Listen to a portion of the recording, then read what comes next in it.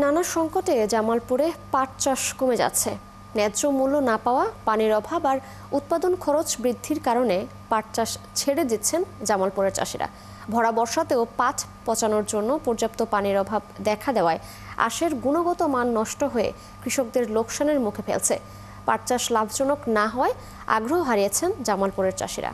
আনসারি সুমনের তথ্য ছবিতে প্রতিবেদন। একসময় লাভজনক পাট চাষ থেকে মুখ ফিরিয়ে নিচ্ছেন জামালপুরের কৃষকরা। আগে এখানে পাট চাষ বেশি হলেও বর্তমানে নানা কারণে তা কমে যাচ্ছে। বিশেষ করে খাল-বিল নদীতে পর্যাপ্ত পানি না থাকায় পাট পচানোতে সমস্যায় পড়তে হচ্ছে কৃষকদের। কৃষকরা জানান, জামালপুরের বেশিরভাগ খাল-বিল, ডোবানালা ভরাট হয়ে গেছে। পর্যাপ্ত বৃষ্টির অভাবে তৈরি হয়েছে পানির সংকট। এছাড়া ন্যায্য মূল্য না পাওয়া, বীজ সংকট, শ্রমিকের বাড়তি মজুরি, চাষে খরচ বেশি সহ জাগ দিতেও রয়েছে ভোগান্তি। সার, বীজ, কীটনাশকের যে দাম বাড়ছে, এই তুলনামূলক আমাকে পাট চাষ করে তো আয় করতে পারি না, বরং লস। পাটের বীজের দাম এবং সার বীজের যে দাম, সেই তুলনামূলকভাবে আমরা পাট আবাদ করে লাভবান হতে পারতেছি না। পাট বলে তো এবার খরা খালি, খরার মধ্যে তো পাট হলো না।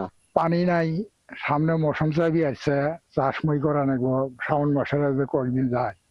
তারা আরো জানান, বাড়তি খরচে চাষ করা পাট কেটে কয়েক কিলোমিটার দূরে নিয়ে জাগ দিতে বাড়তি খরচ করতে হচ্ছে চাষিদের। এতে লাভের পরিবর্তে লোকসানের মুখে পড়ছেন তারা। আমাদের পাটের আবাদ করা খুব কষ্ট হইতেছে। পাট 3 কিলো গাড়ি দিয়ে ওয়াই নিয়ে যা পাগারে জাগ দেওয়া লাগতেছে। যাই হোক, কয় বছর কাছে করলে জাগ দিয়ে পাচ্ছি, এবার এখনো মাহেন্দ্র ভাড়া দিয়ে বহু দূরে নিয়ে জাগ দেওয়া লাগে। তার মধ্যে নাই পানি, বন্যা নাই, সেই ক্ষেত্রে আমাদের অনেক খরচ। জেলা কৃষি সম্প্রসারণ অধিদপ্তরের উপপরিচালক জানান, জেলার খাল-বিল, ডোবানালাগুলো ভরাট হয়ে যাওয়া ও বর্ষা মৌসুমে পর্যাপ্ত বৃষ্টিপাতের অভাবে পাট চাষিরা সংকটে পড়ছেন। আমাদের এখানে পানি সংকট থাকার কারণে এই আঁশটা পচানোর সময় একটা প্রবলেম হয়।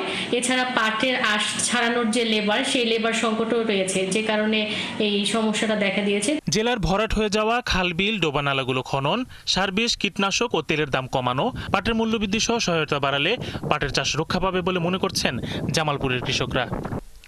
শরীফ আজাদ প্রীতম, ৭১।